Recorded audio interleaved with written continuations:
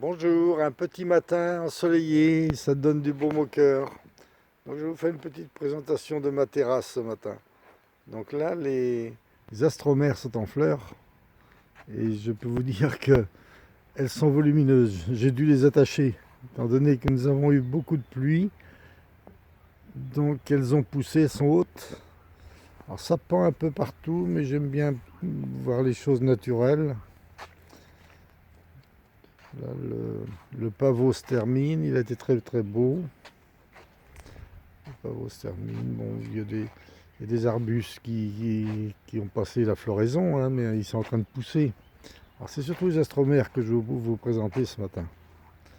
Les astromères, alors elles sont, je pense, au top de leur floraison. Le yucca, lui, il se termine. Il a été beau lui aussi, mais il a subi quand même beaucoup de pluie, hein. Alors toujours les astromères. Les astromères. Là, j'ai une clématite qui ferait le mois de février, là, qui pousse énormément. Elle est très très odorante, cette clématite. Cette clématite. Alors ça, j'en connais plus le nom. Certains pourront peut-être me dire le nom de cette plante-là. Je les ai mis en pot et ils ont l'air de vouloir démarrer. Je les avais oubliés dans un coin du jardin. Donc j'ai ramené les pots ici. Et je vois un glaïeul qui est en train d'essayer de fleurir. Alors toujours les astromères, donc ça donne, vous voyez, beaucoup de fleurs. C'est une plante qui donne pas beaucoup de mal, mais quand elle se plaît, elle pousse bien. Là en arrière-plan, j'ai un abutilon. Je sais pas si on le voit pas très bien. Un abutilon, il est très volumineux. Il est de la couleur des astromères, donc il ne ressort pas. Les astromères.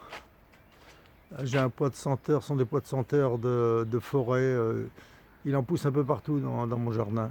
Je ne les sème pas et ils arrivent la graine tombe un peu partout, donc j'en ai ici qui se sont installés. Bon, je laisse pousser naturellement. Quand ça s'installe dans un endroit, c'est que la plante a choisi et s'y trouve bien. Ça, c'est un abutilon aussi, un petit abutilon. Enfin, il est en buisson, hein, maintenant là. Il pousse aussi bien. Vous voyez, la floraison est toujours très abondante des astromères. Ça, c'est une sauge. Elle est un peu trop à l'ombre, celle-là. Mais elle a quand même des fleurs. Le catalpa, il n'est encore pas en fleurs, lui. Le catalpa, lui, il est énorme. Et j'ai hâte de le voir fleurir, étant donné que c'est une très belle plante quand il est en fleurs. Donc, il me sert de parasol, étant donné que le midi, je mange sous le catalpa, étant donné que le catalpa m'offre suffisamment d'ombre. Bon, là, j'ai toujours mon petit trou d'eau. Les grenouilles n'y sont pas, elles n'y viennent que quand il fait très chaud. Il est un peu trop à l'ombre. Vous voyez, on retrouve ici un pois de senteur. Un pois de senteur. Et là aussi, là il y a une lavande qui va bientôt fleurir, je pense. Je pince. Un pois de senteur qui s'est installé ici. Voilà. Ça, c'est toute la partie ombragée que vous connaissez déjà. C'est ma mini forêt derrière la maison. Et ça me donne une ambiance de sous-bois. De sous-bois. C'est très agréable d'avoir cette odeur le matin sur ce ciel bleu. C'est que du bonheur. C'est une journée qui démarre parfaitement.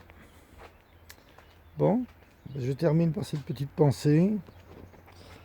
Une petite pensée à vous, les gens que j'aime. Je vous souhaite à tous une bonne journée et à bientôt.